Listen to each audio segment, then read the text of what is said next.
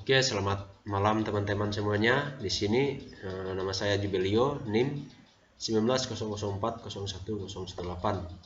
Saya dari Prodi Manajemen angkatan 2019.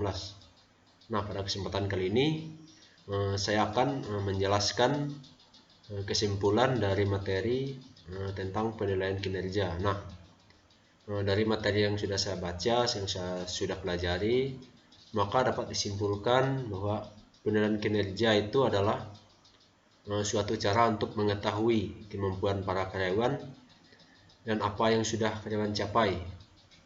Hal ini berguna untuk memberikan misalnya sebuah reward,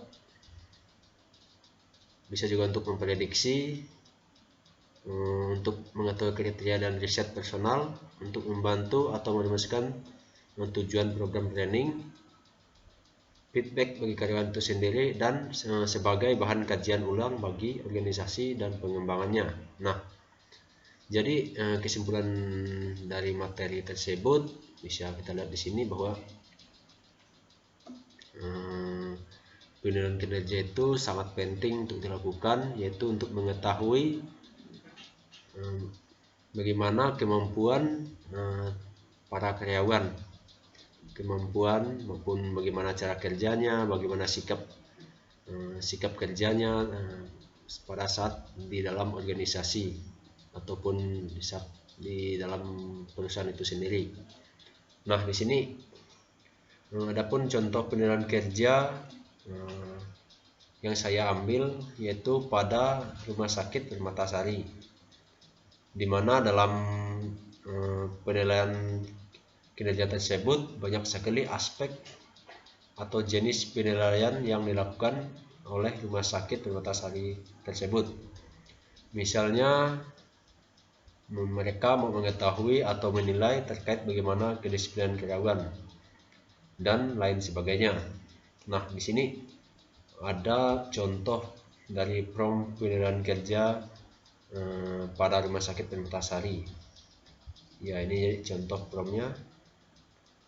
Yang pertama itu ada namanya, yang kedua jabatannya sebagai apa, yang ketiga unit kerjanya, dan tanggal penempatannya itu sendiri. Nah, di sini adapun jenis penilaian kerja yang dikategorikan oleh Rumah Sakit Permatasari, yang pertama itu yang terkait kedisiplinan karyawan, di mana penilaian ini poin 10 sampai 9 itu yang dapat nilai A, sementara 8 sampai 9 bisa mendapat nilai B, dan seterusnya bisa kita lihat sendiri, ada 6, 7, 9, dan nilai D itu kurang dari 6, bisa lihat sendiri, itu akan mendapatkan nilai D. Adapun jenis penilaian yang diterapkan oleh Rumah Sakit Permatasari ini, yang pertama itu terkait kedisiplinan. Hal ini bertujuan untuk mengetahui kedisiplinan para karyawan rumah sakit itu sendiri. Yang kedua itu pemahaman terhadap tata tertib unit kerja, tidak pernah melakukan pelanggaran tata tertib untuk bekerja. Yang ketiga itu kemampuan menyesuaikan diri, misalnya bisa bekerja sama, bisa bergaul dengan baik, tidak pernah konflik dengan rekan kerja satu unit. Yang keempat itu pemahaman terhadap kebijakan unit, pedoman unit, panduan unit, SPO unit, uraian jabatan, visi dan misi unit, mutu unit. Dan yang kelima itu pemenuhan indikator kinerja individu di unit kerja.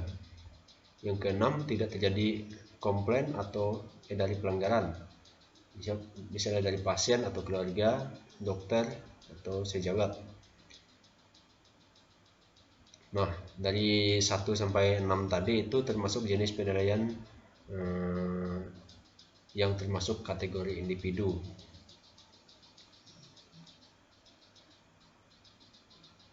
Selanjutnya dari unit kerja, yang ketujuh itu tingkat kehadiran di unit kerja.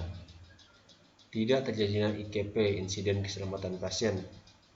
Yang ke-9 itu meningkatkan kedisiplinan di unit kerja. Dan yang ke-10 tidak terjadinya kecelakaan kerja di unit kerja. Nah, dari semua jenis penilaian tersebut akan diberi nilai sesuai dengan apa yang sudah ditentukan, misalnya nilai A 4, nilai 9 atau 10, nilai B, C, dan D seterusnya, sehingga nilai tersebut akan ditotalkan dan setelah ditotalkan pihak dari rumah sakit terbatas hari ini bisa menyimpulkan bagaimana kinerja dari karyawan tersebut. Misalnya apakah karyawan tersebut bekerja dengan baik, bekerja dengan disiplin, dan lain sebagainya. Jadi dengan adanya penilaian kinerja karyawan ini bisa membantu suatu perusahaan untuk mengetahui bagaimana kinerja dari para karyawannya gitu. Jadi gitu fungsi dari penilaian kerja ini. Oke teman-teman, jadi sekian penjelasan dari saya. Kurang lebihnya saya mohon maaf dan saya ucapkan terima kasih.